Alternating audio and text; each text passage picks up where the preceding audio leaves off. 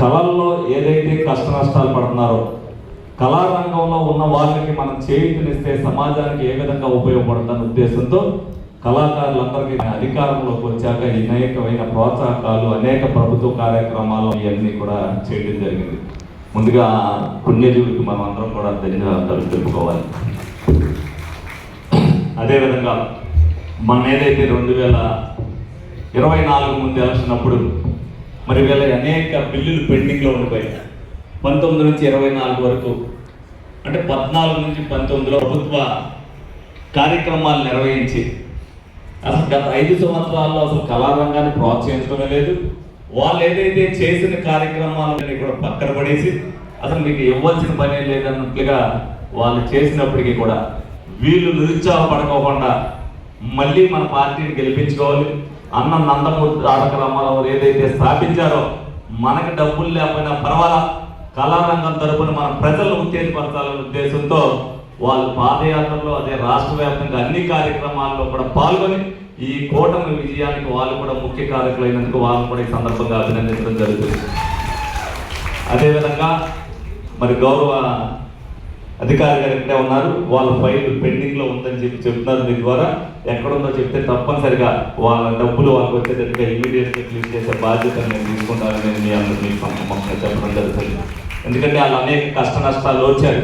ఇవాళకి కూడా 2 సంవత్సరాలైన బాబు ఇప్పుడు కూడా గట్టిగా మా సంగతి చూడండి అని అడగల. దీనికి కూడా 10 మంది సహాయ సహకారం తీసుకుని ఈ కార్యక్రమాన్ని నిర్వహించారు. వీళ్ళందరూ కూడా మేము చేసుకుంటామని ఎప్పుడు తప్పనిసరిగా చేసుకోండి, మనం చేయవలసిన అవసరం కూడా ఉందనేది. ఎందుకంటే వాళ్ళ ఉత్సాహాన్ని అనేక మంది సమాజంలో అనేక కార్యక్రమాలు చేస్తారు ఈ కళ్ళ పట్ల. ఎందుకంటే ఇందాక మేము వచ్చినప్పుడు ఇందాక కార్యక్రమం అన్నారు, సీతారాముల కళ్యాణం తను చేశారు. మళ్ళీ మేము 40 ఏళ్ళు వెనక్కి వెళ్ళాం. మా చిన్నప్పుడు ఏదైతే ఆ కార్యక్రమాలు చేస్తామో మాకు అవి గుర్తొచ్చినాయి. ఇప్పటికి కూడా ఆ విధంగా మళ్ళీ అంటే గత స్మృతులు గుర్తొచ్చినట్టుగా చక్కగా పాప పిల్లలందరూ కూడా బాగా చక్కగా చేశారు. సీతారాముల కళ్యాణం అప్పుడులో చేసింది మళ్ళీ ఇప్పుడు జరిగినట్టుగా అనిపించింది.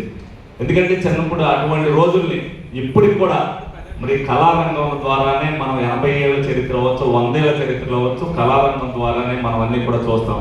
ఒక భక్తి గీతాన్ని పాడేటప్పుడు వాళ్ళు పాడేటప్పుడు మనలో వచ్చే ఉత్తేజం కానీ, అదేవిధంగా ఒక చరిత్ర చెప్పే పాఠాన్ని వాళ్ళు కళారంగం ద్వారా చూపించేదాన్ని కానీ అది ఎమోషనల్గా ప్రజల్లోకి ఎక్కుద్ది.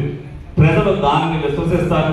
దీన్ని ఏదైతే వీళ్ళు చేస్తున్నారో ప్రజలు ఈ విధంగా జరిగిందా అని చెప్పి వాళ్ళు ఊహించుకోవడం కూడా అది కళారంగానికి సాధ్యమైందని చెప్పి సందర్భంగా తెలియజేయడం జరుగుతుంది. అదేవిధంగా మీ అందరికీ కూడా 103 మందికి కూడా ఈ కార్యక్రమం నా చేతుల మీదుగా జరుగుతున్నందుకు నేను కూడా అదృష్టంగా భావిస్తున్నా. ఎందుకంటే చలమయ్య గారు ఇందాక 4 స్కూల్ పెట్టారన్నారు.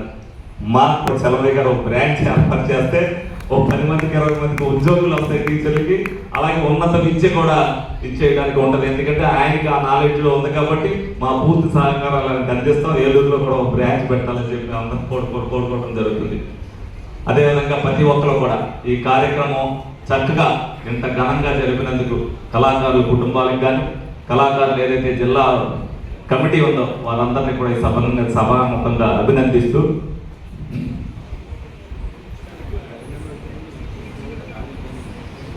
వాళ్ళు కూర్చోవడానికి ఒక స్థలం అడిగారు.